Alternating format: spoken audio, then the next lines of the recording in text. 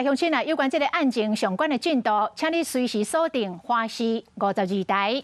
继续来看南投县政府的原民局，伫个2020年推出着烘大底的认证的机制，这个业者都要通过学科、术科甲实际烘大底的测验，才会当摕到标章的使用权。啊，这摆是特别甲所有摕到标章的业者，佮找倒来补理受训3工，要来提升着专业的能力，确保着服务的品质。南投县有真侪烘大底的业者，因为疫情影响生活，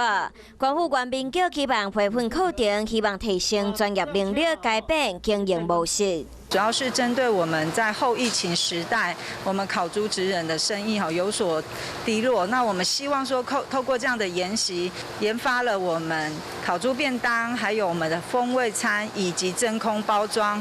这摆邀请几啊位专业讲师，甲学生做便当、酱料、真空保存、测烘肉部位等等的能力。对我们来讲也是有帮助啦，因为我们可以不用去接触到每次都一定要接触这么大型活动，我们可以电话来，然后就宅配送到每一个客人手上。经过3工的培训课程，县府原民局希望提升学生的专业能力，除了确保服务品质，嘛会当有新的经营模式。